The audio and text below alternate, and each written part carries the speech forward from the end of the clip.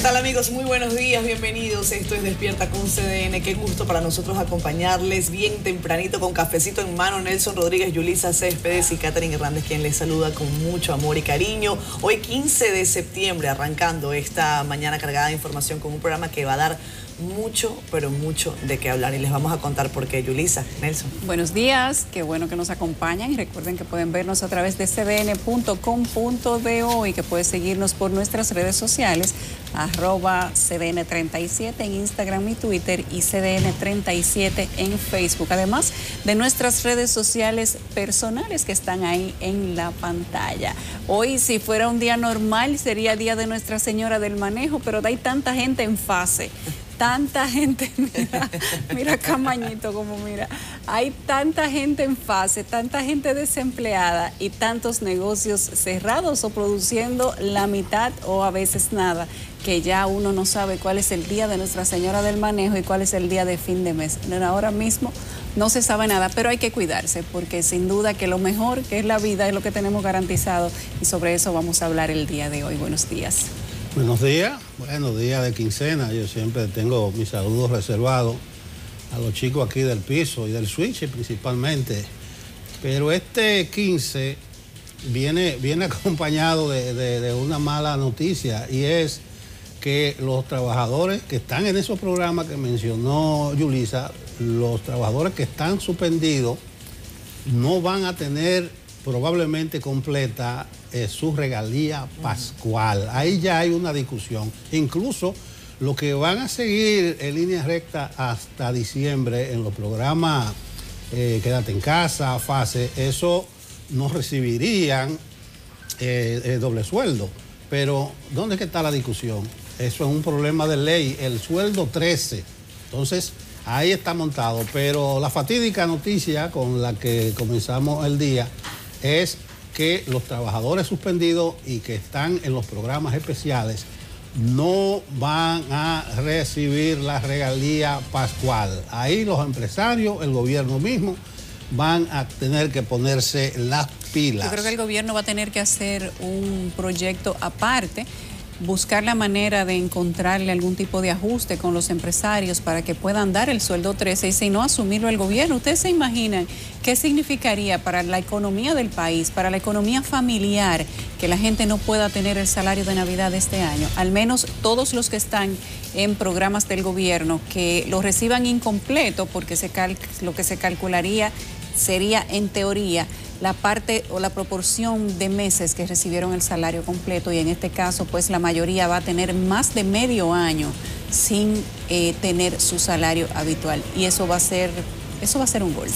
Bueno, la situación de emergencia y los toques de queda comenzaron 17, 20 de marzo, pero reitero, eso es un problema de ley. No creo que eso tenga que ver con la pandemia, aunque ¿cómo le vas tú a pedir a un empleador que te dé las regalías si mayormente la gran parte del año su empresa ha estado cerrada? Los pequeños negocios que no han podido funcionar. Ahí hay un gran tema de gobierno. Vamos a ver el contenido que tenemos para ustedes en el día de hoy. Ministerio de Salud Pública cuenta en 450 los nuevos contagios y 16 nuevos muertos en las cifras de las últimas horas. Autoridades revelaron que la incidencia del COVID en el país ha provocado un aumento en los suicidios. Opiniones encontradas generó entre los principales actores del sector educativo la recién aprobación del Consejo Nacional de Educación, que establece la destitución de 18 directores regionales y distritales. Ministerio de Educación inicia la entrega de los equipos electrónicos a docentes para el año escolar virtual. Alcaldesa de Monteplata aparece en video admitiendo que hace pagos indebidos a regidores de su ayuntamiento. Este martes conversamos con el ministro de Salud Pública, el doctor Plutarco Arias. Además, nos acompañará el director de Compras y Contrataciones, Carlos Pimentel. Es tiempo de hacer un recorrido por los principales diarios de circulación nacional. Nuestro compañero Francisco Medrano está listo para hablarnos de los principales titulares. Francisco, amigo, muy buenos días, ¿cómo estás? ¿Qué tal? Muy buenos días, Catherine. Buenos días para todo el equipo de Despierta con CDN. En efecto, iniciamos dando un recorrido por las portadas de los periódicos de circulación nacional. Vamos a ver qué titula nuestro periódico de la casa, el periódico El Caribe, que tiene en su portada: la virtualidad en los procesos judiciales llegó para quedarse. citando declaraciones de la jueza de la segunda sala penal de la Corte de Apelación del Distrito Nacional, Isis Muñiz, quien afirma incluso que la metodología aplicada durante la pandemia ha ayudado a enfrentar la mora judicial. La gráfica principal en la portada de ese impreso fue captada por Ricardo Flete. Corresponde al municipio Altamira de Puerto Plata y su título dice: Mujeres impulsan fábrica de chocolate, mostrando parte del trabajo de las 30 mujeres que forman parte del proyecto Chocolate Cuenca de Altamira. La segunda gráfica muestra imágenes de satélite y su titular destaca que la cuenca atlántica está agitada por tormentas y huracanes. Esto porque la noche de este lunes se formaron por segunda vez en la historia desde que existen registros 5 depresiones tropicales al mismo tiempo. Llamado resaltado en azul en la portada del Caribe dice: Román Jaques recaba más apoyo para presidir la Junta Central Electoral. Esto luego que el Colegio de Notarios y grupos de profesionales del derecho enviaran una comunicación al Senado apoyándolo.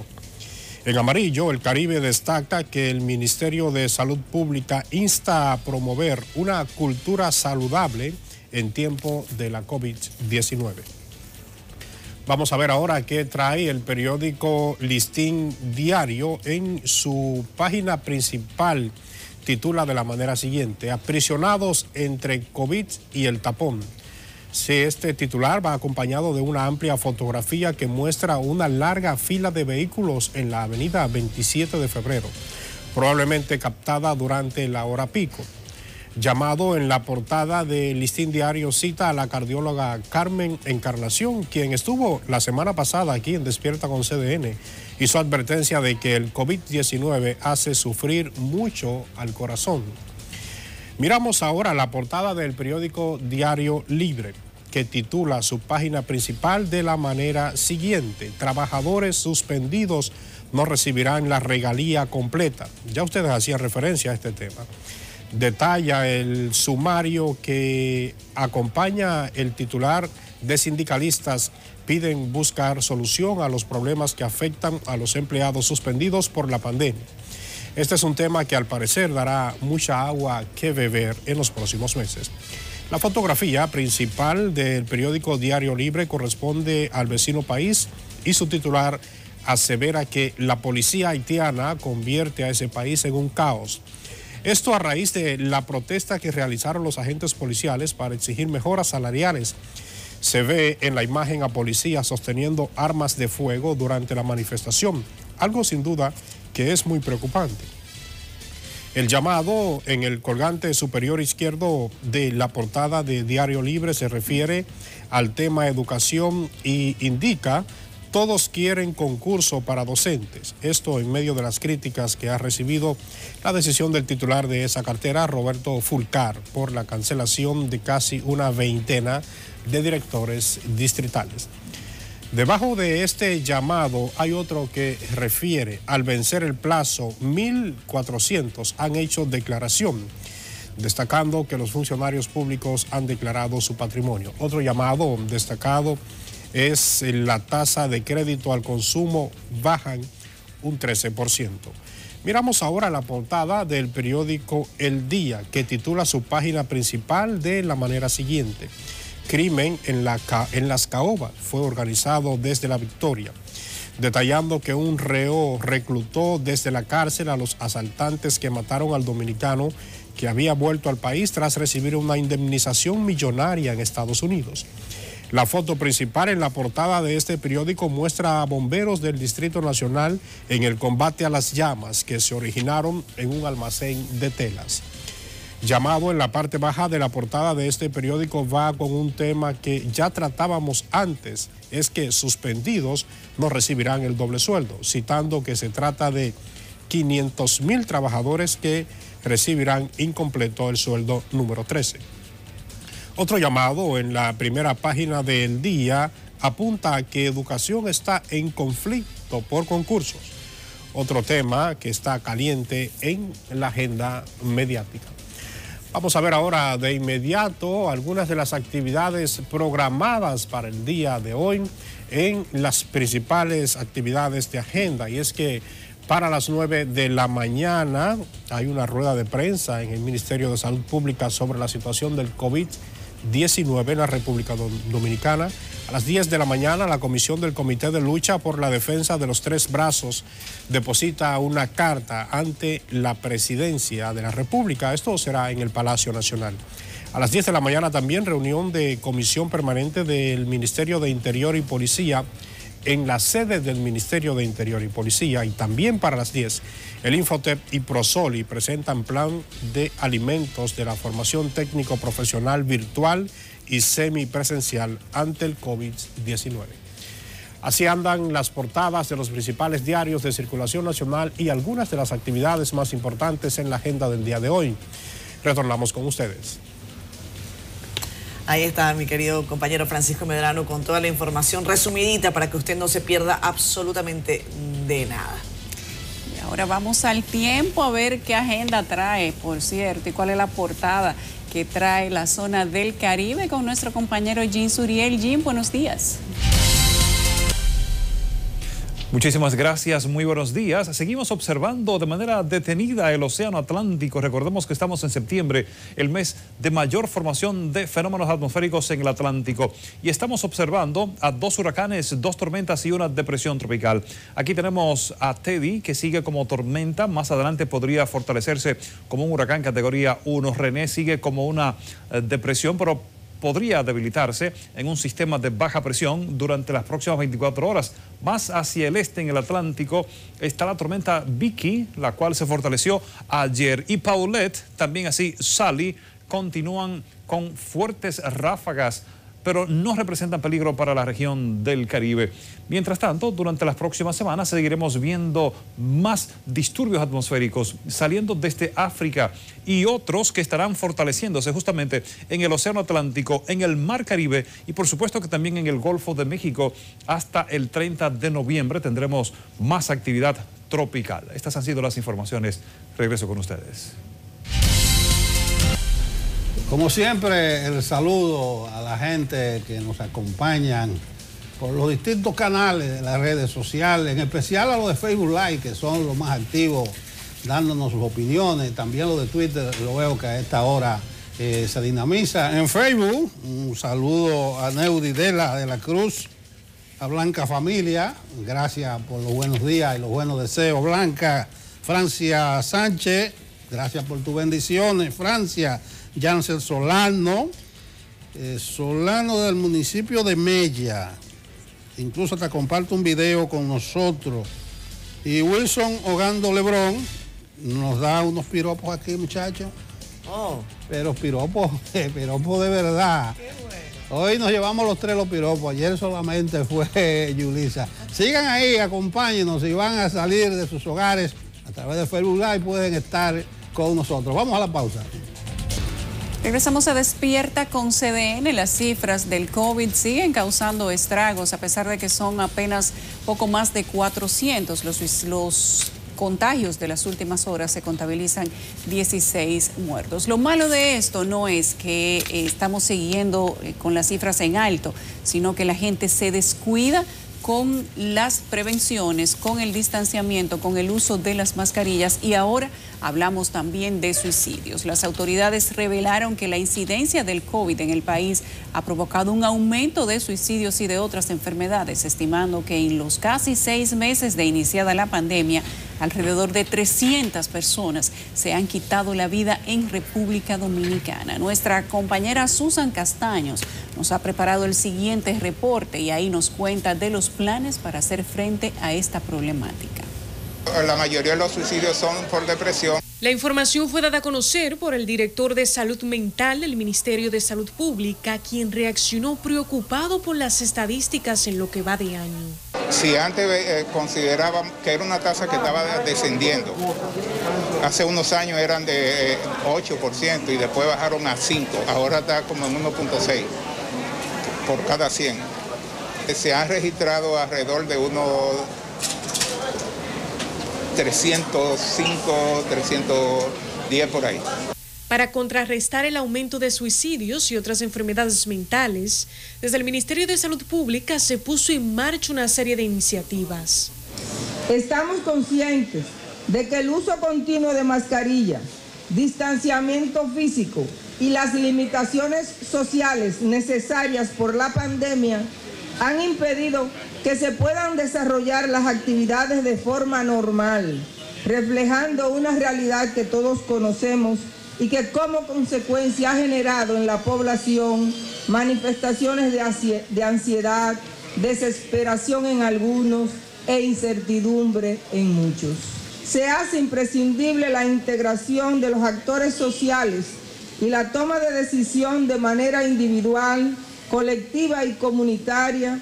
Bajo el lema Emociones sanas en tiempo de COVID-19, la Semana del Bienestar Emocional se reinventa en su presente edición.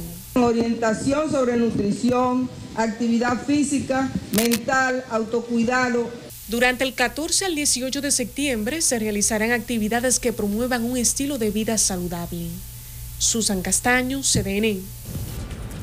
Miren, lo que está ocurriendo con relación a los suicidios llama la atención, no solamente en República Dominicana, sino en el mundo. Naciones Unidas, también la Organización Mundial de la Salud, dicen que la pandemia de COVID-19 exacerba la posibilidad de que se desarrollen este tipo de conductas que lamentablemente llevan a los seres humanos a quitarse la vida. Lo que estima Salud Pública es una cifra oficial y por eso llama tanto la atención, es que para este año se incrementen en más de 10% los casos de suicidio en el país. Estamos hablando de más de 600 personas que podrían quitarse la vida, lo que nos dice que, y esto es un titular del periódico El Día, que el país registra más de un suicidio diario durante esta pandemia, durante 196 días. La cifra es aterradora y hablaremos más adelante, por cierto, con el ministro de Salud Pública al respecto, Yulisa.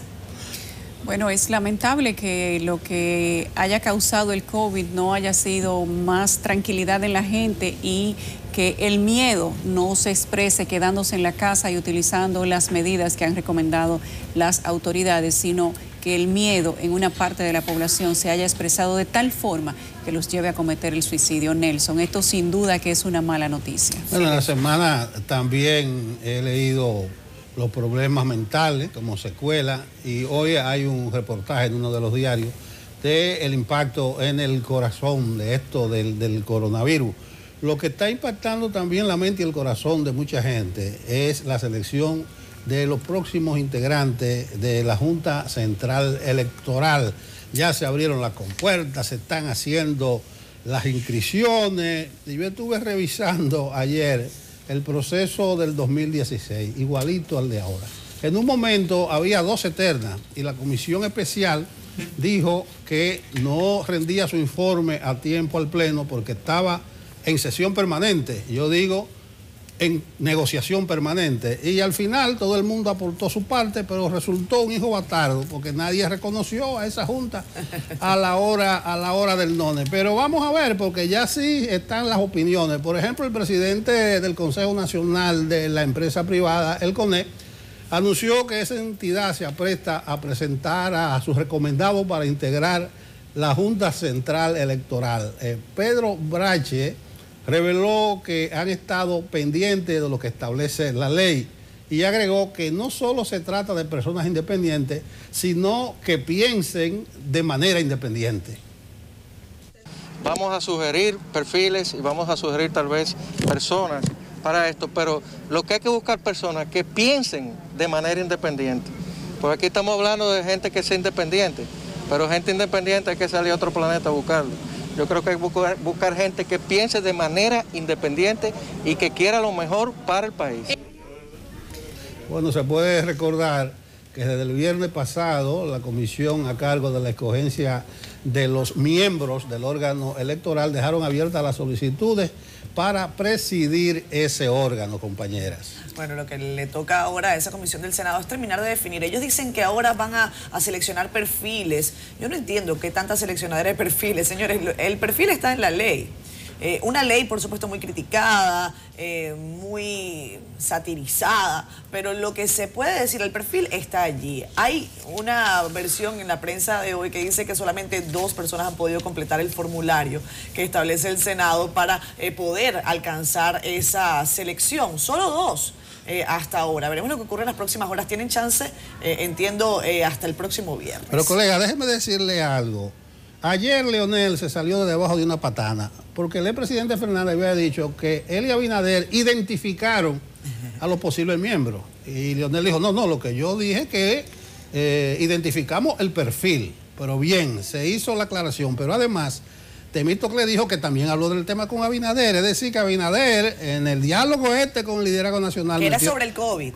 El COVID era sobre el metió COVID. de contrabando la Junta porque tanto Leonel como Temístocle dice que trataron ese tema. Y parece que los contrarios se sintieron bastante halagados de que el presidente fuera a su espacio a tratar el tema en cuestión, tanto así que esas reuniones fueron a puerta cerrada. Ahí no se sabe de lo que se habló, pero ellos dijeron que era del COVID.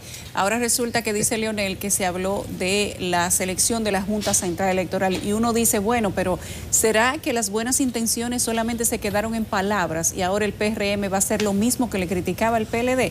Ojalá que no. Sin embargo, aquí... Cuando ustedes ven que cada sector presenta sus postulados, ahí es donde precisamente hablamos de independencia. ¿Independencia de qué? ¿Qué es independencia? Que simplemente no sea político. Si te recomienda el empresario, ¿a quién te debes? ¿A la Junta o al empresario? Si te recomienda un político, ¿a quién te debes? ¿Al político o a la Junta? Cada persona, cada sector tiene sus intereses en este, digamos que un juego. Parecería un juego de tronos, pero es exactamente un juego. Si una persona fuera recomendada cercano al sector empresarial, entonces sería dependiente del sector empresarial, como se acusa cuando son vinculados al sector político. Por eso cuando se habla de independencia es como cuando se come pescado. Hay que tener mucho cuidado con las espinas, porque aquí lo que debería primar sería el compromiso, la seriedad, la honestidad y la capacidad de cada una de las personas que van a componer ese pleno de la Junta Central Electoral, que por demás va a salir desacreditado. Yo insisto en que las leyes no deben ser letra muerta, se abunda mucho al respecto. Hace algunos días compartíamos en la conversación que tenemos nosotros como parte de este equipo de Despierta con CDN, con la producción y con la dirección de este canal, algunos artículos de esa legislación, de la ley de procesos electorales, entre otras, que establece el requerimiento del presidente de la Junta Central Electoral. Dice, para ser presidente y suplente del presidente se requiere ser dominicano de nacimiento de origen, tener más de 35 años, estar en pleno derecho de ejercicios civiles y políticos, ser licenciado o doctor en Derecho con 12 años mínimos de ejercicio. Yo me fui a la ley porque hay quienes señalan que incluso tenían que renunciar 5 años antes de sus partidos políticos. Bueno, eso no está establecido, al menos en esa legislación, en ese apartado. Vamos a ver también otro tema que ha dado mucho de qué hablar y que va a seguir dando de qué hablar. Opiniones diversas ha generado entre actores del sector educativo la recién aprobada resolución del Consejo Nacional de Educación. Establece la destitución de 18 directores regionales y distritales. Vamos a ver de qué se trata con Susan Castaño. La medida que deja sin efecto el nombramiento desde el 2018 hasta el 2023 de estos maestros, que ahora pasarán a ser asesores técnicos del Plan Lectivo 2020-2021, cosechó las más variadas reacciones. Y es que para la presidenta de la Asociación Dominicana de Profesores, debe volver a convocarse a concurso de oposición, alegando irregularidades en los pasados procesos. Un concurso puro y simple, que gane el que tenga la mayor calificación. Un concurso real, porque tenemos que recordar que el último proceso de referencia que tenemos en el año 2017 no fue un concurso. Resulta que solo fueron designados los pertenecientes no solo a un partido, al partido de gobierno de ese momento, sino que pertenecían al equipo personal que luego acompañó a un candidato presidencial. Mientras que el director ejecutivo de Educa defendió la escogencia de estos directores, al tiempo en que informó que están evaluando la decisión. Fueron resultado de un proceso competitivo, diáfano, profesional y riguroso del cual Educa formó parte. Esa resolución fue aprobada en términos generales y se conformó una comisión entre la ADP, el Infotep, Educa y el Ministerio para elaborar la versión final. En tanto, el ministro de Educación rehusó referirse al tema, pero lo que sí dejó claro son las facultades que le otorga la Ley General de Educación 66-97. El Consejo Nacional de Educación ha tomado una decisión que ha generado un gran aplauso en toda la comunidad educativa y que, sin embargo, ha generado alguna posición disidente de algunas personas que nosotros respetamos totalmente. El pasado viernes, el exministro de Educación, Andrés Navarro, calificó como un bombardeo a la institucionalidad del sistema educativo dominicano la destitución de estos directores regionales y distritales. Susan Castaño, CDN. Ese es un grandísimo tema que tiene mucho que ver con la institucionalidad. No hay razón para que nadie se oponga a los concursos y mucho menos destituir a directores o subdirectores escogidos por concurso. O sea, que pasaron una prueba de competencia, de conocimiento, de manejo de casos, de manejo de entrevistas, de planificación. ¿Y qué es lo que queremos? Gente capacitada. Algo anecdótico ocurrió ayer en Santiago. Educa dijo que participó en el proceso. Entonces, sí, personalidades de Santiago participaron en el proceso y se sienten hasta indignados. Entonces, ayer fue una viceministra a instalar de dedo a la nueva directora, pero el presidente dijo, enséñenme la resolución. No la trajeron, pues yo me entrego. Miren a qué término llegan las cosas. Y nada, la viceministra muy juiciosa se recogió y retornó, repartió su computadora, lo que iba a hacer, pero no se instaló. Yo creo que hay que darle un poquito más de carácter y de formalidad y defender, atención ADP, atención presidenta de ese gremio, de defender a capa y espada el sistema de los concursos. Lamentable, tanto que pelearon porque se respetara la institucionalidad en el gobierno anterior y ahora no se está respetando. De ahí cambiamos de tema. La alcaldesa de Monteplata ha quedado grabada en un video, la señora Altagracia Herrera, donde ella admite que hace pagos indebidos a regidores de ese ayuntamiento y de haber sacado de un lío de muerte a uno de ellos. En la grabación se escucha decir que está harta, así como ustedes lo escuchan, harta de uno de los regidores por las acusaciones que le hace, entre ellas de desembolsar dinero del cabildo para asuntos que no deben hacerse. Oigan ahí. Sin pensar, él se le olvidó que él es miembro de este ayuntamiento y a decir que nosotros estamos haciendo cosas indebidas. Yo, a partir de hoy, los 27,000 pesos indebidos que le estamos dando a los regidores, lo de él no va. ¿Y qué cosa? Porque si yo estoy haciendo tantas cosas indebidas aquí como eso, que eso no está en ningún libro de darle eso y que para chofer, para gasolina, para ellos, ¿cuánto? No va. Porque mira lo que puso hoy, invitó a todo el mundo al que le doliera. Mañana hay sesión. Sería bueno que todo lo que le duela el presupuesto del pueblo, que se dé cita este miércoles 9 a las 10 de la mañana, sabiendo él que hay una medida de alejamiento, de distanciamiento, que la gente debe estar lejos uno de otro, proporcionó ese gentío para que vinieran aquí, pero parece que no se le dio bien, porque yo no oía a nadie hablando de eso. Ese niño, yo no sé por qué él tiene ese trato. Porque a ese que está ahí, le he pagado yo deuda, le compró planta nueva, 0 kilómetros, le he pagado deuda, lo he sacado de lío, que estaba metido en un lío de una muerte y lo saqué de ahí. Toda esa cosa, pues ya vamos a sacar liñato. Lo saqué de ahí, he hecho y que diga que no, que se lo pruebe. Le hemos pagado tarjetazo, que ese sí sabe dar tarjetazo y después no tiene de dónde pagarlo. Es un mal agradecido porque el mal agradecido no tiene memoria. Me tienes harta ya, hablando de mí, pero yo nunca te... A mí lo único que me preocupa de esto, oigan bien. Además de la salud de la oigan bien, ella puede hacer con el presupuesto del cabildo lo que ella entienda y eso le toca a la Contraloría.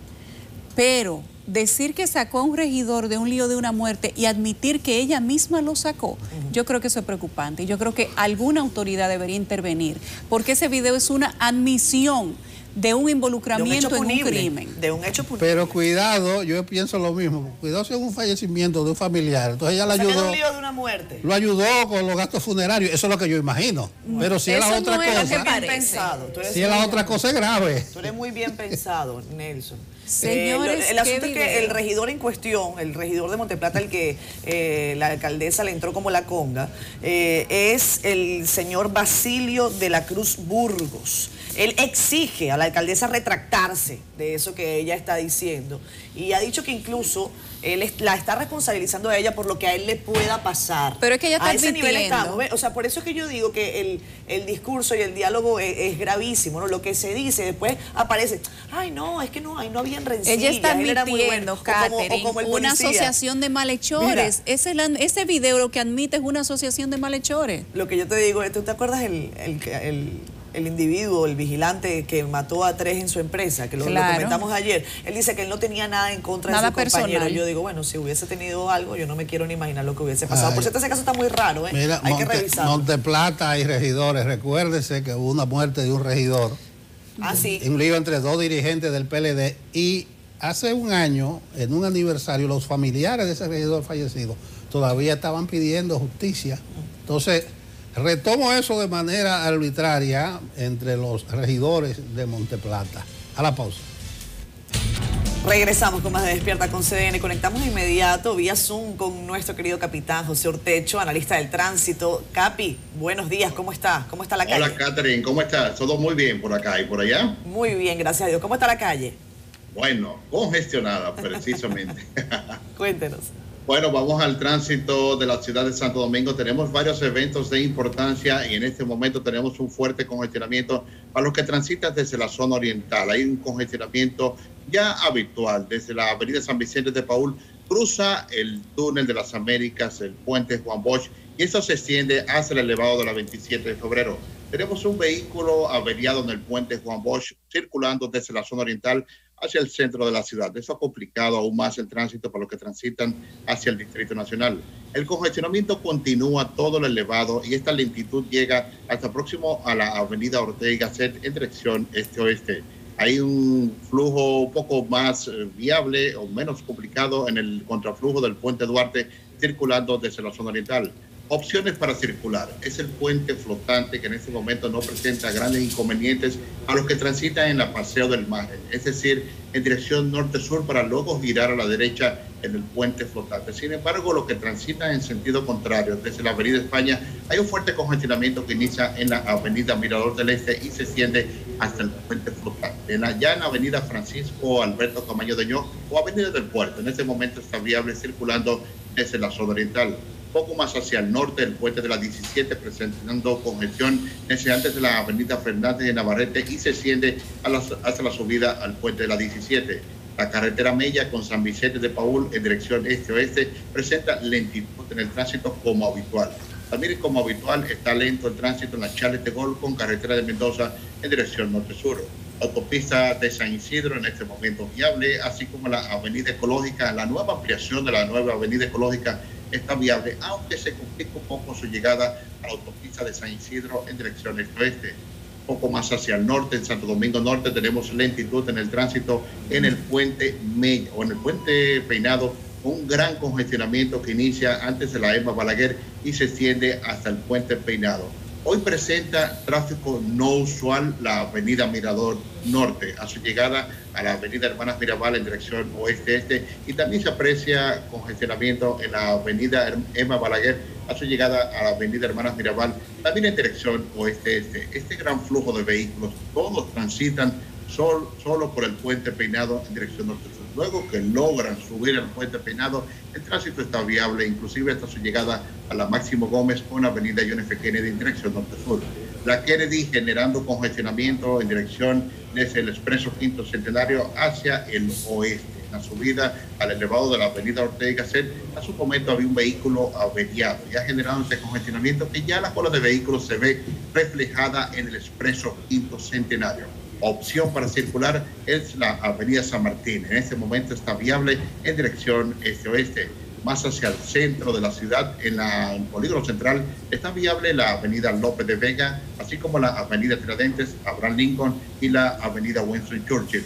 Atentos a los que transitan en la avenida John F. Kennedy en dirección oeste-este, desde la Doctor de Fillol presenta lentitud en el tránsito circulando hacia el este. Es todo por ahora lo que tenemos por aquí y volvemos con ustedes al estudio. Muchísimas gracias, Capi, por darnos toda esta información. Para nosotros, como siempre, es un gusto. Hacemos brevísima pausa acá en Despierta con CDN ya. Vuelta Despierta con CDN y hoy les decíamos más temprano que necesitábamos hablar de COVID-19 y también hablar del tema de los suicidios. Para esto hemos invitado quien ha aceptado gentilmente al ministro de Salud Pública, el doctor Plutarco Arias, quien también se ha hecho acompañar del doctor Eddie Perestén, epidemiólogo, quien es asesor del ministro de Salud Pública. De inmediato queremos versar la primera pregunta sobre el COVID precisamente. Doctor, ¿cómo encontraron ustedes la situación del COVID en República Dominicana realmente? Buenos días para ustedes y para todos los televidentes. Muchas gracias por la invitación. Realmente es un placer estar con este elenco de periodistas que tengo de frente. De verdad que en principio encontramos el COVID en unos números un poquito elevados, que hemos tratado de irlo descendiendo.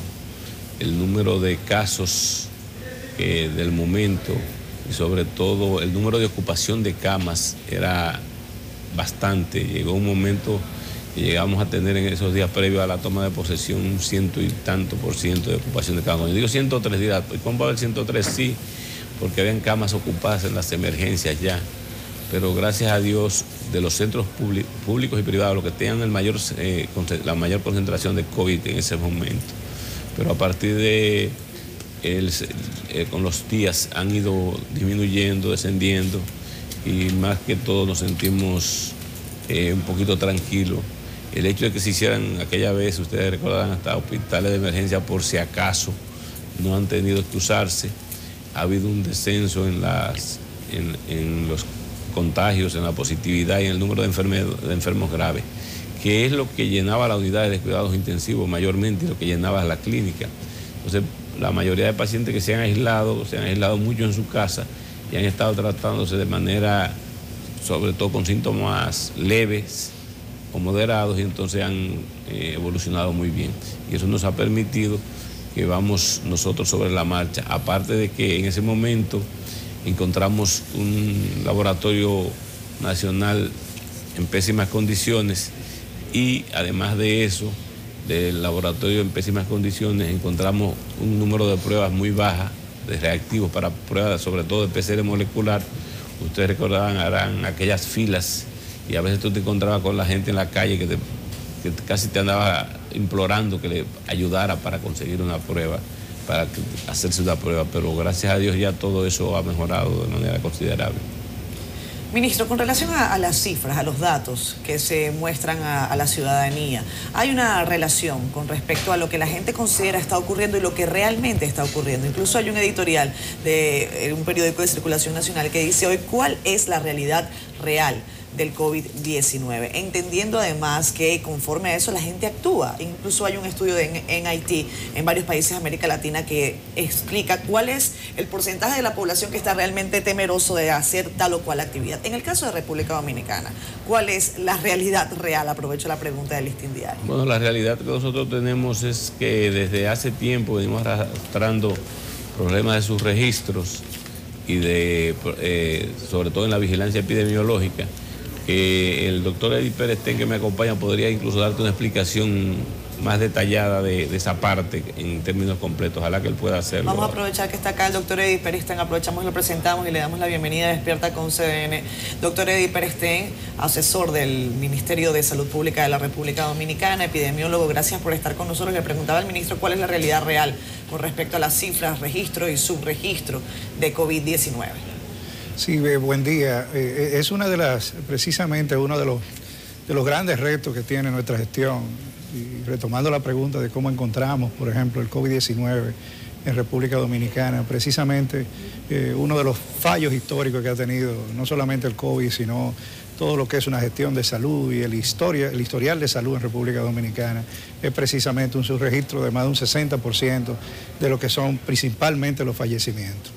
Entonces, nosotros tenemos que auxiliarnos, que es lo que hemos estado haciendo, de otros índices que sean un poco más certeros. Por ejemplo, cuánto es la tasa de positividad, es decir, cuánta gente sale positiva el día de hoy, cuánto es la cobertura que hay, por ejemplo, en términos de cama, la ocupación. Y esas son de las cosas que nos hablan, producto de lo que es esta enfermedad. Cuando nosotros hablamos de una tasa de letalidad, por ejemplo, debajo de un 2%, lo que estamos hablando es precisamente de que hay un número de personas que han fallecido, que se han registrado en un momento determinado, y la fotografía al día de hoy es que no más de un 2% ha fallecido. Pero realmente lo que nos da la fotografía, como en todas las epidemias, pandemias, es precisamente qué está pasando, por ejemplo, con el número de personas que se están haciendo positivos en un momento determinado. O sea, eso es lo que se llama la tasa de positividad. Una tasa de positividad que fue encontrada el 16 de agosto, por ejemplo, en un 35% y que ahora está por debajo de un 20%. Entonces eso significa que no solamente han bajado el número de contagios, sino que también se están haciendo más pruebas. Y eso habla de una eficiencia potencial en lo que es un programa para la mitigación de impacto del COVID-19. Si a eso le agregas lo que es una cobertura hospitalaria que ha estado por debajo de 50% y sobre todo en UCI por debajo de un 30%, entonces estamos hablando que los casos que se están contagiando, bien decía el ministro de Salud, son casos sintomáticos, leves o asintomáticos que se están detectando ahora y que no se están complicando, no tenemos una ocupación por encima de lo esperado en términos de ocupación hospitalaria, y por ende podemos decir que en este momento, vamos a decirlo así, estamos en un nivel de control de la epidemia en el país y preparación para futuros brotes que pueden pasar precisamente por el comportamiento de la enfermedad tanto fuera como dentro del país. Bueno, me quedo con el doctor Eddy Pérez Ten para hablar precisamente de los indicadores, que obviamente hay algunos que mejoran, pero otros empeoran. Y ahí es que se confunde la gente. Incluso usted hablaba ahora de más pruebas, pero realmente no se están haciendo más pruebas que antes. La letalidad, que es uno de los indicadores básicos. Ustedes el 16 de agosto la encontraron en 1.68 y en la actualidad, de acuerdo al boletín 179 de ayer, está en 1.91. Eso es 0.23% más que el 16 de agosto, pero resulta que los muertos son menos y los casos nuevos son menos. Entonces esa relación de que la letalidad no baja, siendo uno de los indicadores básicos, ¿cómo ustedes lo explican? Sí, siempre va a existir ese problema con la tasa de letalidad, y gracias por la pregunta. Yo creo que eso es uno de los indicadores más imprecisos que hay, no solamente a nivel local, sino a nivel global. Ha sido motivo de críticas, precisamente por la forma en que está construido. Entonces usted tiene que hablar de muertes en tiempo real, pero también su denominador es el número de asintomáticos y sintomáticos que pueda tener. Es imposible para cualquier país del mundo tener todos los asintomáticos y los sintomáticos en un momento determinado. La tasa de letalidad te puede, vuelvo y repito, reflejar qué tan bien o qué tan mal lo estás haciendo en un periodo determinado, pero siempre te vas a quedar corto porque no vas a tener todos los sintomáticos y los asintomáticos que hay en un país.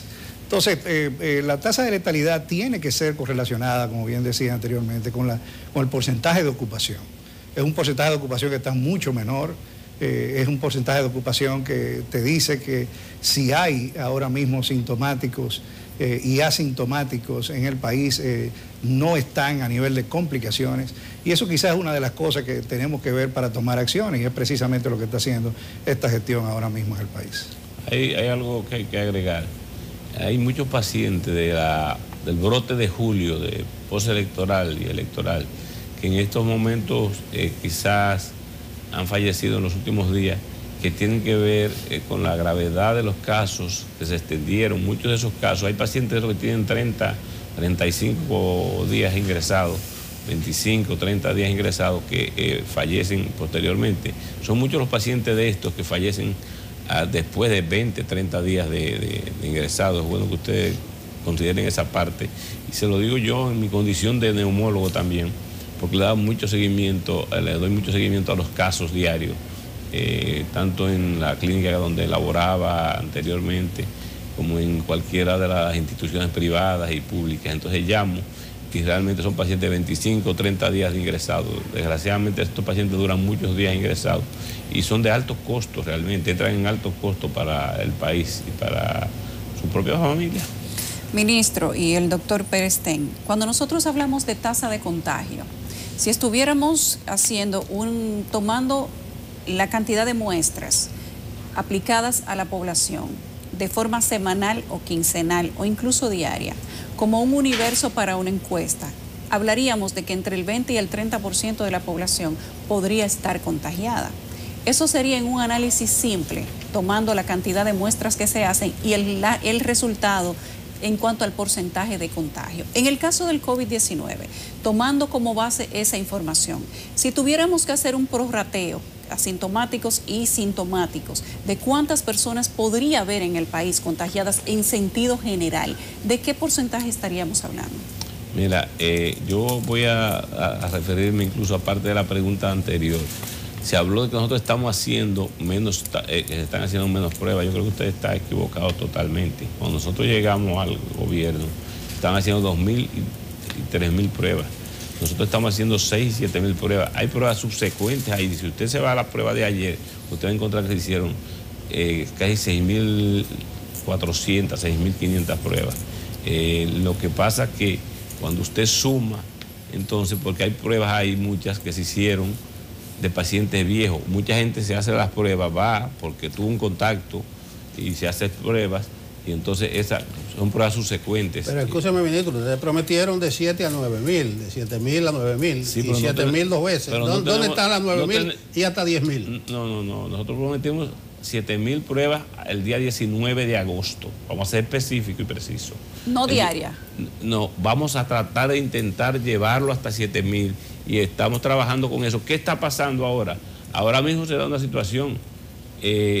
Usted va a Amadita, que tenía 8.000 llamadas diarias y llaman 2.000 personas, digo a referencia, y llaman 2.000 personas. Amadita van menos, el Laboratorio Nacional menos. O sea, nosotros estamos tratando de llevarlo a 7.000 porque es lo ideal, y si tenemos que llevarlo a 10.000, lo vamos a llevar a 10.000, pero es paulatinamente. Nosotros no tenemos una varita mágica y vamos a darle a buscar los pacientes. Si el paciente hay menos pacientes sintomáticos en este momento, porque no están haciendo, que usted sabe que hay muchos jóvenes que son asintomáticos y pueden contagiar. Sin embargo, nosotros estamos haciendo operativos constantes, incluso intervenciones en provincias. Nosotros hemos intervenido en 28 provincias. O sea que ya. Las pruebas están, lo que no ha ido la suficiente gente para que se venga haciendo. Nosotros tenemos 100.000 pruebas que todavía nos quedan unas 70.000 y estamos todavía esperando que nos lleguen más. Y estamos en disposición incluso de enviarle al laboratorio de UNIBE pruebas, que también está haciendo pruebas reactivos para que la hagan. Y estamos enviando a cada provincia, porque no se puede hablar así,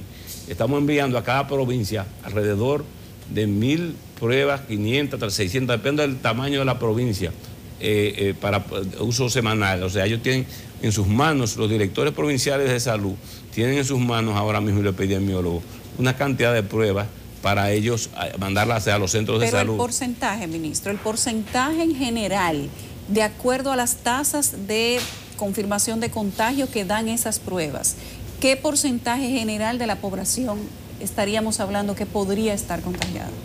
Bueno, en términos generales, esos números, lo que está dando con relación a los subregistros que decía el doctor Eddie Pérez-Stein, o sea, el número de subregistros en muchísimas enfermedades en el país es altísimo, pero nosotros, por las notificaciones propias de las enfermedades, pero nosotros en la mayoría de casos, en los últimos días hemos estado teniendo 16, 20%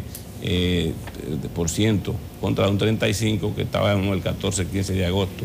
Pero yo creo que el doctor Eddie Pérez quiere agregar algo. Sí, quizás es una gran pregunta, precisamente porque se necesitan estrategias dirigidas para ver qué tanto el porcentaje de la población está afectado. O sea, uno quisiera saber, por ejemplo, si hay ya un 10, un 15% de la población total que está afectada o que ha sido expuesta al COVID-19. Eso necesita, obviamente, lo que se llaman encuestas serológicas, estudios epidemiológicos, que precisamente estamos envueltos y de hecho encontramos una encuesta serológica que vamos a seguir expandiendo a nivel del país para ver qué tantas personas estuvieron expuestas. Lo que se quiere precisamente es saber qué tanto nos falta para esa inmunidad de rebaño, que es lo que todo el mundo quisiera, que un 60, un 70% de la población de la República Dominicana estuviese ya expuesta y pudiéramos hablar de que la parte de contagios pudiera estar más controlada. Nosotros necesitamos expandir esa encuesta, hacerla a nivel nacional, es una de las cosas, una de las prioridades que tenemos ahora, aparte de que tenemos también que entender volviendo otra vez a los indicadores, lo que es la tasa de positividad que se hace en base a pruebas PCR. Nosotros también, a medida que ha pasado la enfermedad, a medida que hemos tenido mayor tiempo en la enfermedad, hemos visto que hay mejores pruebas también, no solamente las PCR, sino pruebas de antígenos que se están utilizando y que vamos a utilizar, y que también esos índices deben de alguna manera incluir pruebas de antígenos para entonces nosotros ver realmente qué tanta cobertura tenemos y realmente cuál es la verdadera tasa de positividad en nuestro país, que realmente puede ser mucho menor a un 20%, pero hasta que esas pruebas no sean incluidas dentro de los indicadores no vamos a tener ese dato. Al ministro de Salud yo quiero consultarle con respecto a las estrategias para la toma de decisiones del gobierno en materia sanitaria. Se dice casi siempre que hay una suerte de cortocircuito entre las medidas económicas y las medidas sanitarias. Sobre la mesa está si se mantiene o no el toque de queda. ¿Cuál es la recomendación que ha hecho Salud Pública al gobierno nacional? Y con relación al doctor Perestén, que está con nosotros, quería preguntarle específicamente sobre las vacunas, la posibilidad de que República Dominicana pueda acceder al programa internacional de vacunas. ¿Cuál es la vacuna que vamos a tener en el país luego de que Oxford anunció que había paralizado sus ensayos y ahora los ha retomado? Empiezo primero con el ministro de Salud. La primera pregunta era con relación a la estrategia, si se mantiene o no el toque de queda, ¿cuál es la recomendación que ustedes hacen? Ha sido una constante en los últimos días de la prensa preguntar si se mantiene el toque de queda o no. Esa es una decisión que se toma en conjunto, es una decisión que hay que valorarla muy bien. Yo personalmente creo que debemos mantener esa posición todavía, porque no hay que bajar la guardia, porque la contagiosidad haya bajado, porque la positividad haya bajado, no hay que bajar la guardia, hay que mantener la guardia en alto, porque vamos a vivir con COVID un tiempo. Y así como tú preguntas de las vacunas, ojalá, y estamos esperanzados que salgan lo antes posible. El doctor Perestén te va a dar información, yo también te puedo dar información de las vacunas. Sí. Debemos mantener la guardia en alto. ¿Y cómo mantenemos la guardia en alto? Manteniendo la mascarilla, manteniendo el contacto un poco distanciado, sobre todo las reuniones de más de 10 personas, hacerla al aire libre si es posible y a buena distancia, y el higiene de manos. Entonces, las personas que hacen este tipo de medidas y tienen mascarilla y eso, y se ponen una visera todavía mejor, normalmente llegan a un 97% de posibilidades de no contagio. O sea que eso sería importantísimo. Y vacunas vamos a tener, si aparecen vacunas, nosotros vamos a tener vacunas. Y el doctor te va a contestar. Nosotros estamos en varios programas para la vacunación de la población más vulnerable, que podría llegar a más de 6 millones de personas a vacunarse. Pero para precisar, ministro, y pasar con el doctor Perestén, usted sugiere, el Ministerio de Salud Pública sugiere, se mantenga el toque de queda tal y como está. Por el momento yo sí creo que sí. Doctor Perestén, con relación a las vacunas, por favor, su percepción. Sí, es el tema en boga y sin lugar a dudas es una de las estrategias de salida para la pandemia, que es precisamente que llegue una vacuna que sea efectiva, que sea segura y sobre todo que sea accesible. En República Dominicana nosotros estamos trabajando mano a mano con lo que es la Organización Panamericana de la Salud. Hemos hecho ya un plan operativo en la que del 20 a 50% de la población pueda acceder a la vacuna más segura. Esa es lo que hemos propuesto como país a la OPS, OMS, la Organización Mundial de la Salud, de cuando venga la vacuna que tengamos más seguridad, de que es más efectiva, de que tenga menos eventos adversos, por supuesto.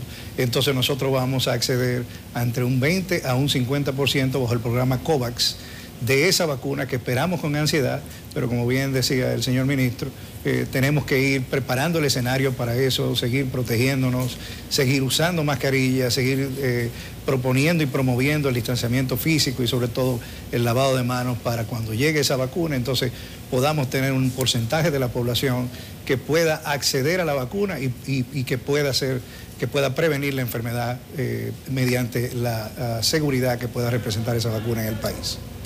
Ministro, a veces desde los medios desearíamos mucho más informaciones.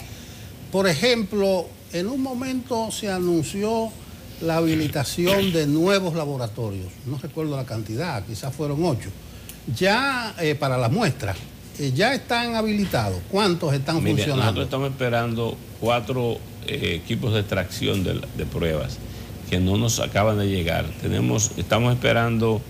esos son para el sector público tenemos los sitios seleccionados, aparte de que vamos a tener uno en el Cabral de Ibá y otro en el Hospital de Taiwán, que también van a llegar vía OPS, o sea, vamos a tener, en vez de 4, podrían 6, pero aparte de eso, nosotros acreditamos, cumplimos con nuestra parte de acreditar laboratorios privados que querían hacer pruebas. Sin embargo, todavía han estado dándole el concepto de manejo de las pruebas de los equipos, de este tipo de pruebas. Esa es una PCR modificada que está en menos tiempo incluso. Ha tomado su tiempecito. Por ejemplo, la Clínica Unión Médica me había dicho que iba a abrir el miércoles pasado. Todavía no han abierto al día de hoy. O sea, no se han incorporado nuevos laboratorios. La clínica como Coromina está trabajando en eso. Yo creo que el primero que va a estar, Cruz Jiminián ha estado trabajando en eso y creo que ya sí le llevó el equipo de extracción esta semana, me dijeron.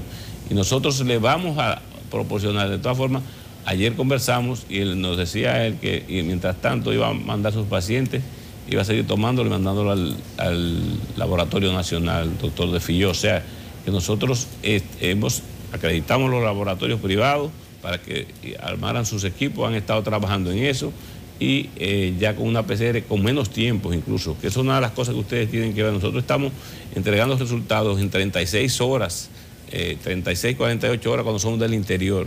Se le va y se le toma la muestra, se trae y las pruebas están listas en el Laboratorio Nacional. Si la procesamos hoy en la mañana, esta tarde, en 6 o 8 horas, tiene esos resultados. O sea que estamos esa parte, valoren esa parte también. Nosotros estamos trabajando duramente para mejorar la calidad del servicio. Ya la gente no anda mendigando, pidiendo que le hagan una prueba, ni comprando una prueba, como llegaron aquí a comprar pruebas de PCR por 40,000 pesos antes del 15 de agosto. Usted está diciendo que quiere una prueba ahora, ¿tiene dónde hacérsela? ¿Dónde hacérsela? Va al Laboratorio Nacional, llama, se la prescribió un médico, llama, y viene y se le toma la muestra a su casa. Ya usted no ve esa fila en el Laboratorio Nacional. ¿Y la lista de espera, ministro? ¿Cómo es? La lista de espera nuestra ya... Ya no hay que esperar un mes como antes. Ya se acabó eso. Por eso se moría la gente, por eso todavía hay gente muriéndose, porque había que esperar 22 días, no era un mes, era 22 días promedio, 24 días. Yo soy neumólogo, sé lo que estoy diciendo. 24 días, 22 días para una prueba. Usted duraba 8 días con los síntomas dando vueltas. Les recomendaban la prueba. Usted duraba que le pusieran una cita para 8 días más. Iban vamos a decir, a Santiago, que le queda más cerca a la gente, porque si hay Independencia o a Pedernales más todavía. Iban y le tomaban la muestra, venían y la traían, y después que la traían, entonces, procesaban esa muestra y duraban 4 días para entregarse. Yo parece que no creo que a ustedes se les haya olvidado que a nosotros nos dejaron 20,000 pruebas sin hacer ahí en el laboratorio, porque usted hablaba ahorita de que se están haciendo pruebas iguales en cantidad. Yo creo que está equivocado totalmente en esa parte, porque se estaban haciendo 2,000 y 3,000 pruebas cuando eso, y se quedaron, incluyendo los otros laboratorios, e incluso se quedaron todas esas pruebas ahí, y nosotros hemos estado trabajando las que se podían trabajar en el tiempo, porque todas esas pruebas necesitan un tiempo de refrigeración, buena refrigeración, buen mantenimiento en los medios de transporte para que se puedan mantener hábiles. Ministro, muchas veces se hace uno la pregunta de cuál es la capacidad de respuesta del Sistema Nacional de Salud, los hospitales. Lo que han encontrado ustedes en el balance que han podido hacer en el tiempo que tienen de gobierno, estamos hablando de que apenas cumplen mañana el primer mes, por decirlo de alguna manera. Ayer estuvo acá el director del Hospital Infantil, el doctor Terrero, decía que la situación económicamente es de colapso, que están prácticamente al borde de la quiebra. ¿Cuál es la política que va a tener Salud Pública al respecto? Si puede adelantarnos. Nosotros encontramos los hospitales desabastecidos, ese es el concepto.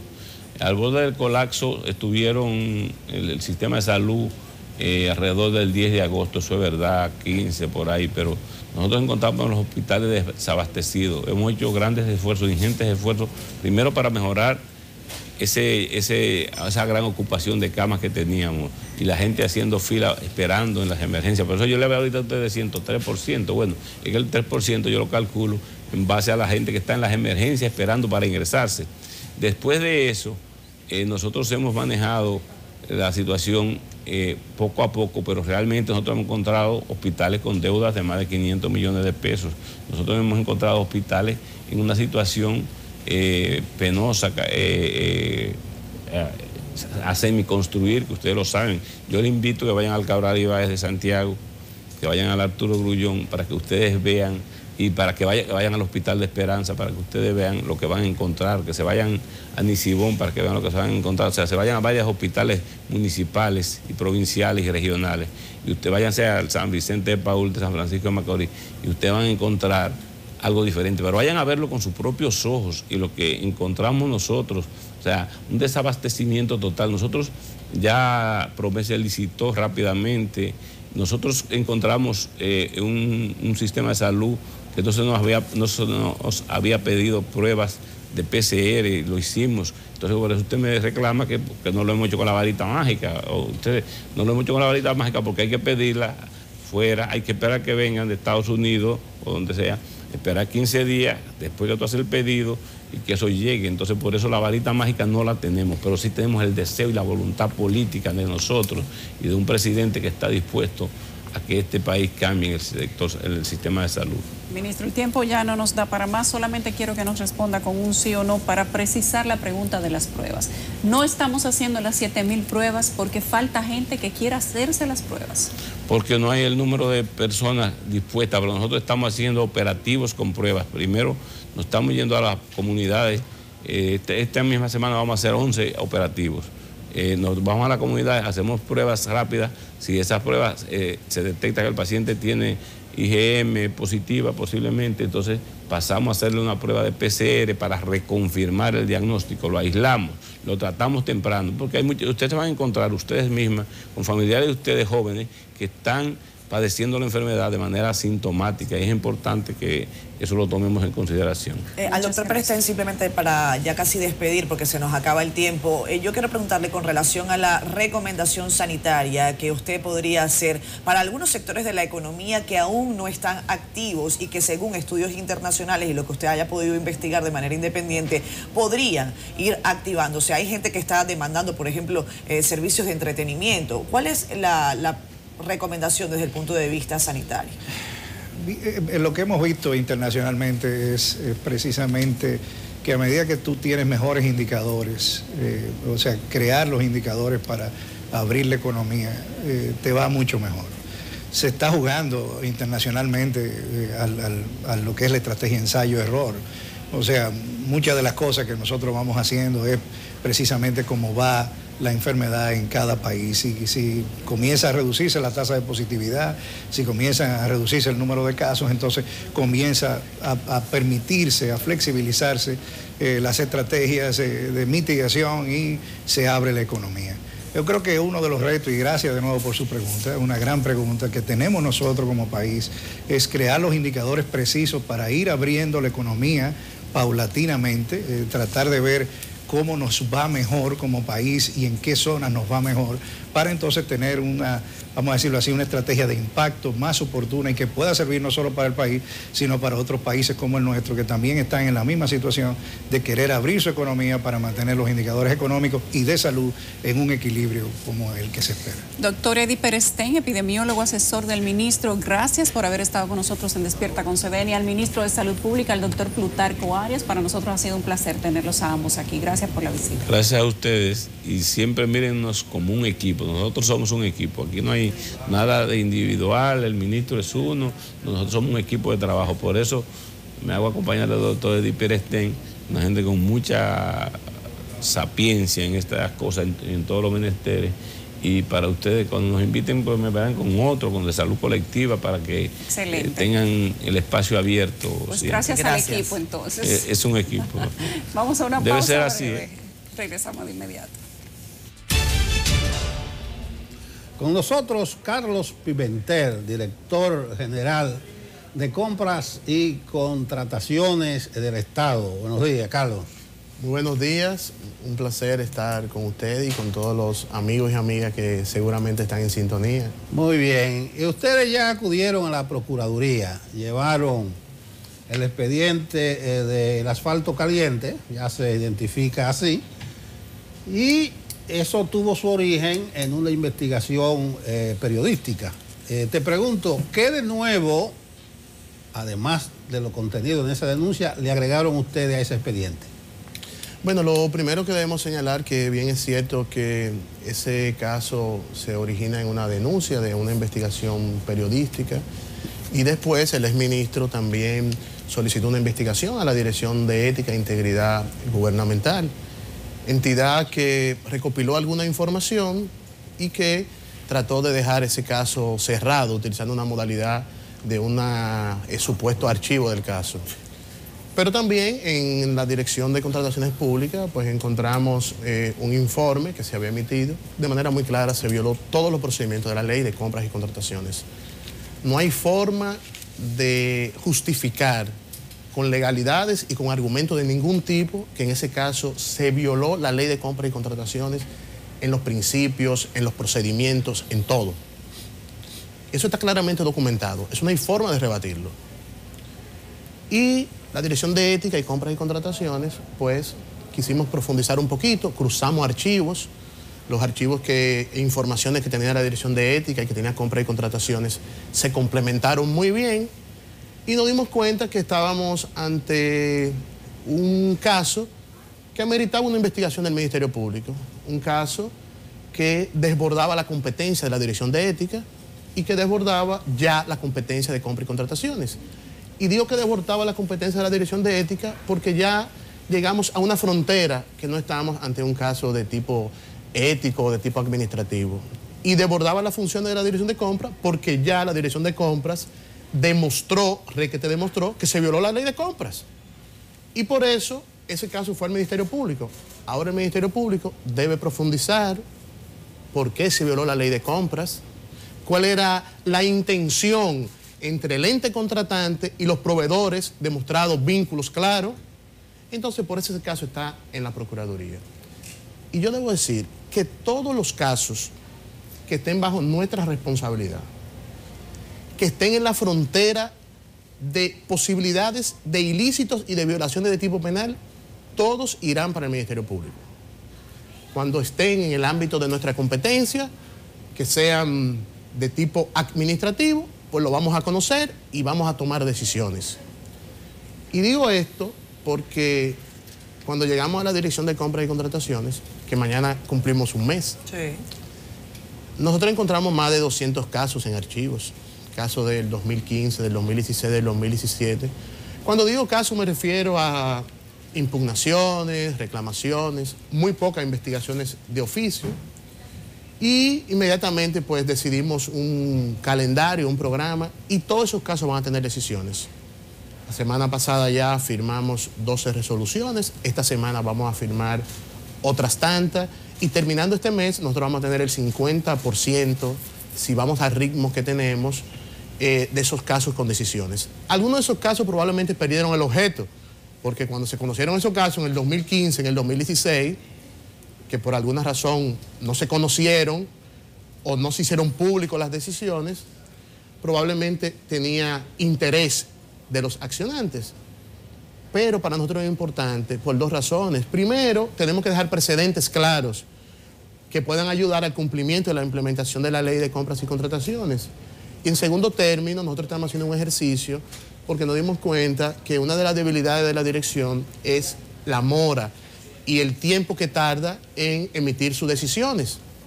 Y nosotros nos hemos propuesto que todos los casos que entren a la Dirección de Compras, todos van a tener decisiones. Ningún caso se va a quedar guardado, ningún caso se va a quedar archivado en esa dirección. Todos van a tener decisiones.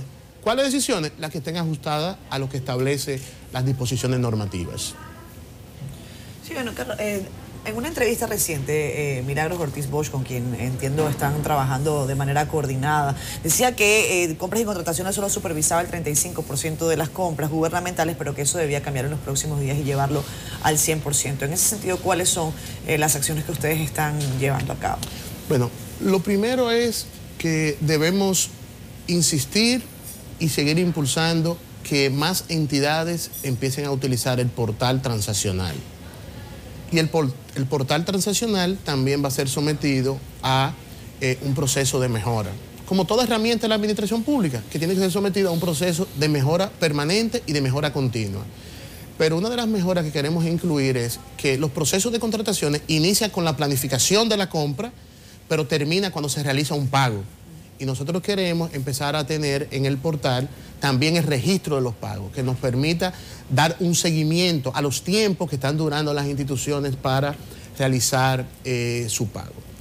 Y además es necesario que más entidades, sobre todo del ámbito de los gobiernos locales, puedan avanzar en la implementación de la ley y puedan utilizar el portal. Apenas 42 ayuntamientos están utilizando el portal transaccional. ¿Y por qué es importante el uso del portal?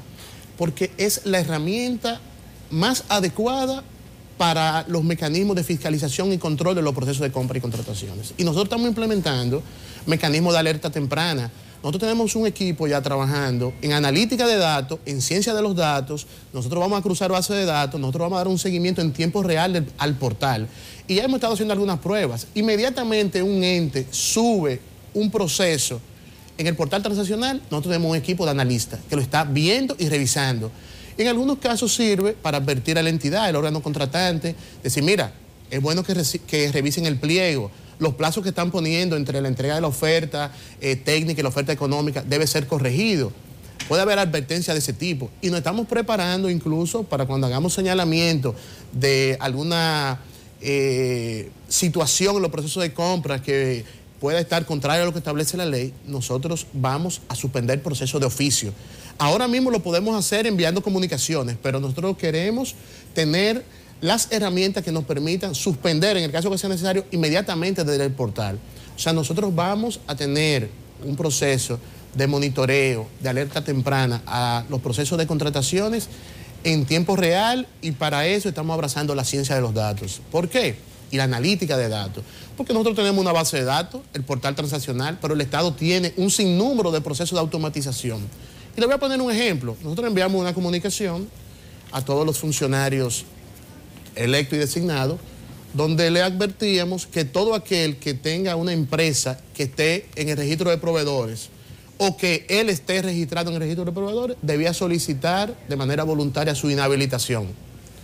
Y al 30 de este mes, los funcionarios que estén en el régimen de incompatibilidad para contratar en el Estado, que se encuentren todavía sus empresas registradas o estén ellos registrados en el registro de proveedores, de manera oficiosa lo vamos a excluir del registro de proveedores.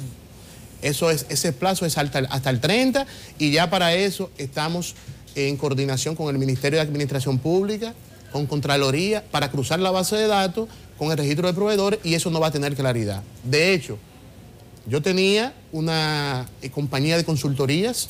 Esa compañía yo solicité la inhabilitación porque no puedo contratar con el Estado. Igual manera hicieron las dos subdirectoras de la Dirección de Compras y Contrataciones. O sea que nosotros estamos dando el ejemplo desde la casa. Varios ministros, directores ya han enviado su comunicación solicitando la inhabilitación, y estamos insistiendo para que todo aquel que tenga empresas registradas en el registro de proveedores, que sabe que no puede contratar con el Estado, que solicite su inhabilitación. Carlos, a propósito, hoy se cumple del cumplimiento del plazo de la presentación de las declaraciones juradas de bienes, que tú habías tenido en el pasado desde Participación Ciudadana muchas críticas objetivas respecto de por qué la gente no presentaba la declaración. Tenemos a nuestro compañero Rafael Lara, porque la gente, como deja todo para último, nos informa que hay fila en la Cámara de Cuentas. Vamos a escuchar a Lara. Saludos, buenos días. Hoy estamos en la Cámara de Cuentas de la República Dominicana.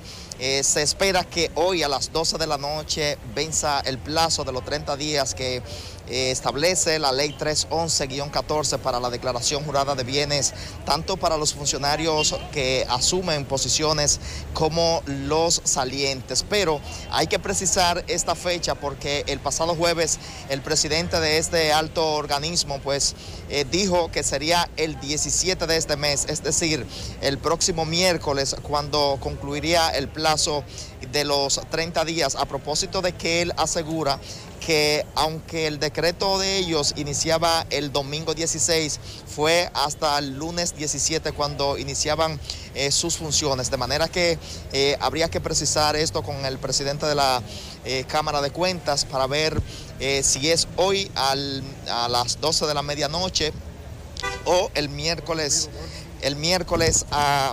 en hora de la noche. Vamos a conversar brevemente con el presidente de la Cámara de Cuentas que está supervisando la larga fila que hay aquí en el entorno. Buenos días. Muy buenos días, ¿cómo están ustedes? ¿Cuál es la actualización? ¿Qué cantidad de funcionarios ha hecho su declaración a esta hora? Hasta el día de ayer 1.490. Hoy esperamos agilizar, pero hay algo que yo quiero que ustedes divulguen. Es hasta el día 17. Hasta el día 17 a las 12 de la noche. Entonces, hoy se reúne el Pleno y vamos a tratar de ver si en virtud de la situación ya hay precedentes, como yo le decía ayer, tanto del Tribunal Constitucional como de la Suprema Corte, y vamos a ver si hay una prórroga, porque hay muchas dificultades. Lo de la plataforma se está resolviendo, pero otras dificultades de los muchos funcionarios, tanto de los salientes como de los entrantes, para conseguir certificaciones, tanto en la jurisdicción inmobiliaria como en impuestos internos, como en los bancos. Entonces, obviamente, hay un principio en derecho que dice, ante lo imposible nadie está obligado. Entonces tenemos que comprender la situación porque estamos en un estado de emergencia que hasta el día 28 el estado... ¿Y hasta cuándo es la prórroga y cómo es esto que no vence el plazo y ya se está hablando no se ha decidido. Hoy tenemos reunión del Pleno a las 10. Y yo quisiera que la prórroga se extendiera, eso pero es algo personal, hasta el día 28, que es cuando cesa el toque de queda del estado de emergencia, hasta el día 28. Pero eso no ha sido decidido porque es una decisión del Pleno. Yo soy uno del Pleno, somos 5. De los 1.400 y tantos, ¿cuántos son salientes y cuántos son funcionarios actuales? Hasta de ayer habían unos 600 de los entrantes y el resto eran de los salientes. Señor presidente, el politólogo Freddy Ángel Prestor ha denunciado que 2.500 funcionarios de la saliente gestión... 2.600. 2.500 dice, nunca presentaron su declaración jurada de patrimonio y aquí nadie ha sido sancionado por eso. Bien, fíjate qué pasa. El artículo 14 de la ley 311-14, que establece las sanciones, dice que el funcionario saliente que no presente su declaración jurada dentro del plazo que establece la ley, que es 30 días calendario, automáticamente se le puede acusar de enriquecimiento ilícito. Eso es una labor de la Procuraduría General de la República. Nosotros enviamos los listados, pero nosotros no somos fiscales, y eso es una labor de ellos.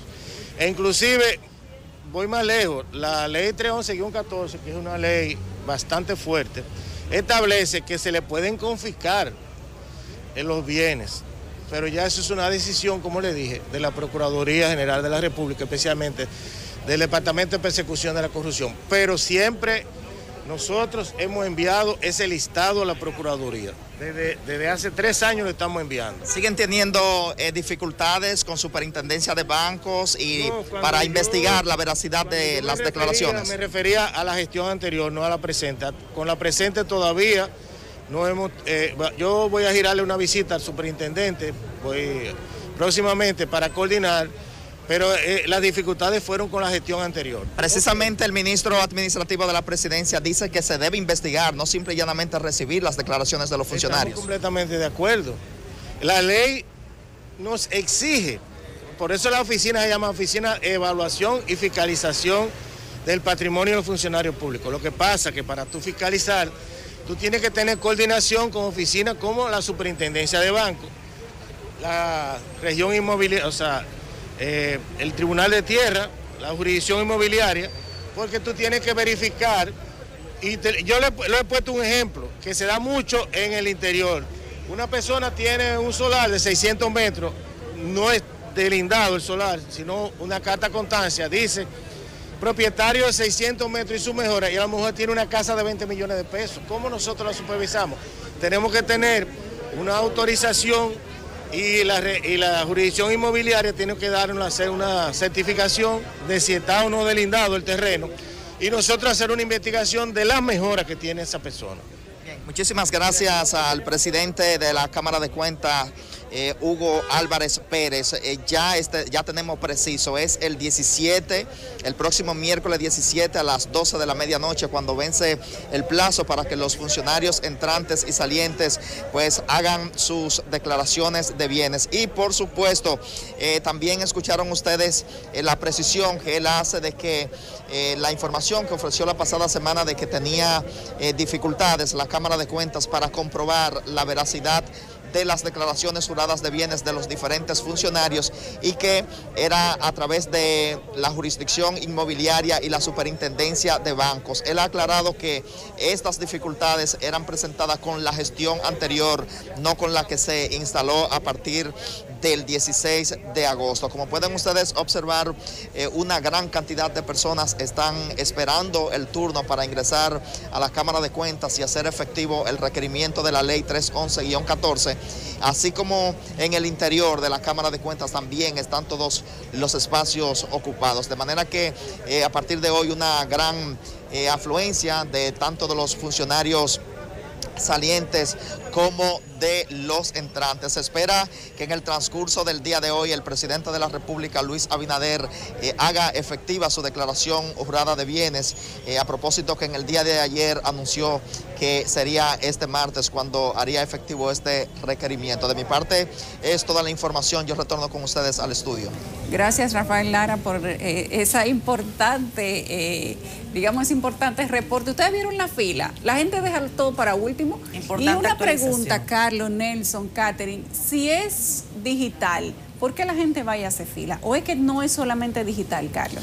Bueno, yo pienso que como muchos procesos de la administración pública que transitan el camino de la automatización, entonces muchas veces no se logra cerrar el ciclo. O es automatizado o es manual. Y la plataforma, que tuvimos la oportunidad de utilizarla, y ayer precisamente entregamos nuestra declaración jurada de patrimonio, la plataforma pues te permite poner toda la información, te permite cargar el documento, y entonces posteriormente está el proceso de llevar. Y entonces cuando uno entrega ya en la Cámara de Cuentas, tiene que esperar unos 30, una hora, porque en la Cámara de Cuentas hacen una pequeña revisión ahí de los documentos por si hay alguna inconsistencia. Si hay inconsistencia, pues te lo indican para corregir inmediatamente.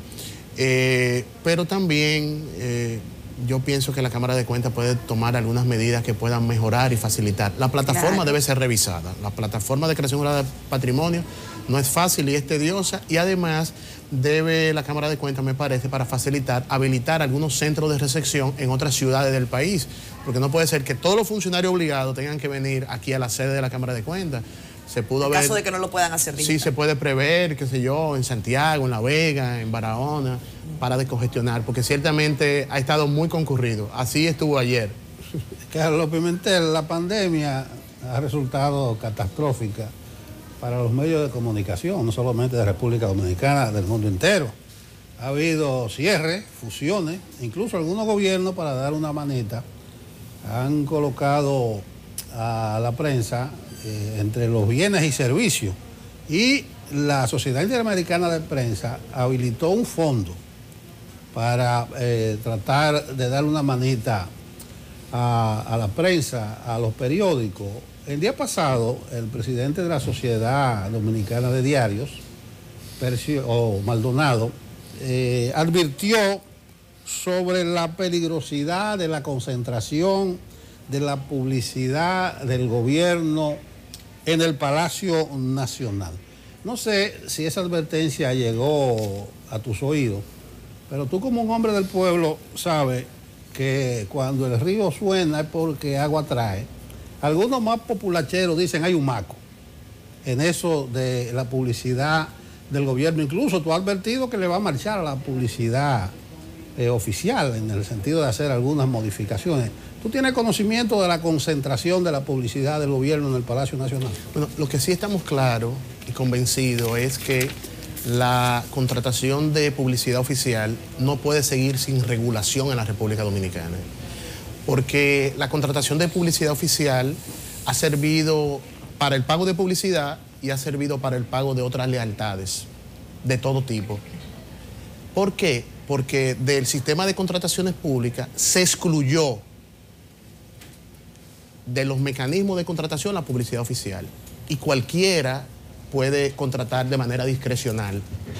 Y por eso muchos no pueden mostrar de manera clara cómo han acumulado riqueza y cómo han acumulado bienes. Porque la contratación de publicidad oficial ha servido como una fuente de dispendio, ha servido como una fuente de pagar favores a través de supuesta publicidad. Y eso debe ser regulado. En el proceso de modificación de la ley de compras y contrataciones que nos vamos a embarcar, sin lugar a dudas, nosotros entendemos que debemos abocarnos a incluir que la contratación de publicidad oficial pueda tener los mismos procedimientos que existen para otros servicios. Pero además hay que decir que en el país, porque, bueno, un hombre de experiencia de los medios conoce muy bien que también la Sociedad Interamericana de Prensa ha estado promoviendo en todos los países de la región una ley que regula la publicidad oficial. En la República Dominicana no existe. Entonces debemos abocarnos a una ley marco que regule la publicidad oficial y después que la publicidad oficial esté regulada dentro del sistema de contrataciones. Y además hay que señalar también que no es posible que en el presupuesto de las instituciones, en un momento precisamente, Nelson, de la pandemia, se destine miles de millones de pesos para publicidad, en algunos casos de entidades que probablemente tienen órganos de rectoría o servicio único, que pueda haber un poco más de racionalidad en el gasto. Y sobre todo porque hay que priorizar el gasto. Nelson señalaba bien, o sea, priorizar el gasto para la pandemia, para la salud. Entonces, yo pienso que hay mucho que hacer y esta discusión, acompañado de la Sociedad Interamericana de Prensa, el Colegio de Periodistas, puede ayudar mucho. Pensar en la regulación. Carlos, con relación a cómo utilizar los recursos, a esa capacidad de gasto, a la forma en la que se gastan los recursos, señalabas prácticamente al iniciar tu gestión que estaba prohibido que las instituciones del Estado delegaran la gestión de compras a terceros. El caso del PNUD, el Ministerio de Educación dijo el PNUD va a estar involucrado en la compra de equipos para entregar a los alumnos en el caso del nuevo año escolar. ¿Cómo ha sido recibida ese comunicado que ustedes enviaron a todas las instituciones del Estado, incluyendo el Ministerio de Educación? Ustedes le dicen, no puede ser el PNUD el que lo haga, ustedes tienen que estar capacitados para hacerlo, es lo que manda la ley. Sí, nosotros hemos establecido que no existe en la ley de compras y contrataciones la modalidad de delegar o contratar los servicios de compras y contrataciones.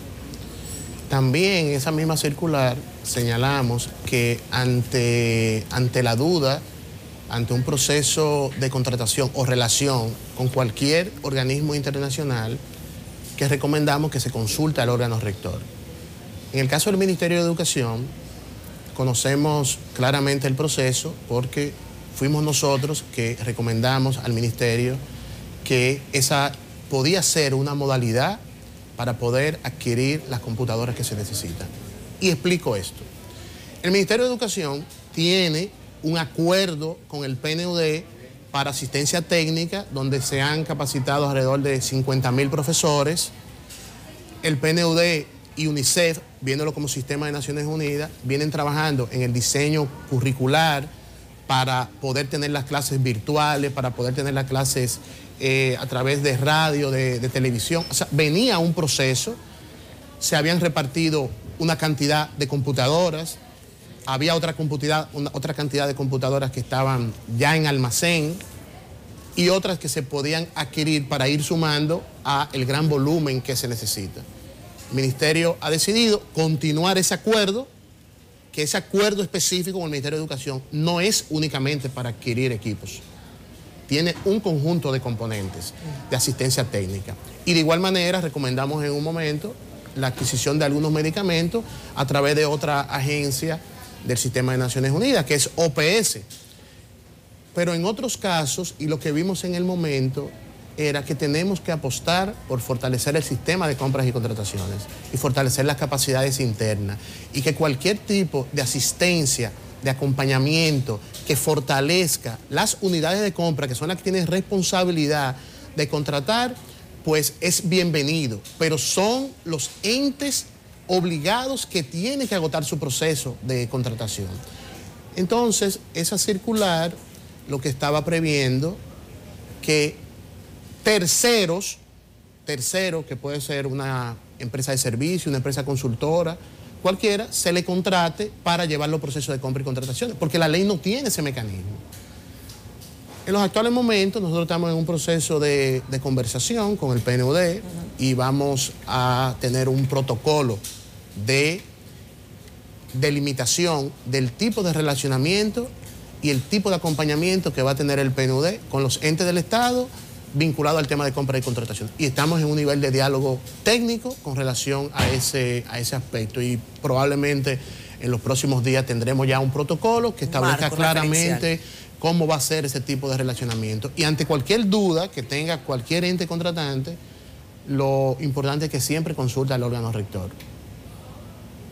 Bueno, Nelson, Carlos, muchísimas gracias por acompañarnos, Carlos Pimentel, director de compras y contratación. Acostumbrados ya a llamarte coordinador general de participación ciudadana, pero bueno, además felicitamos tu designación y te agradecemos que hayas estado acá durante esta mañana. Gracias, muy amable. Vamos a hacer breve pausa, ya regresamos con más. Te Despierta con CDN.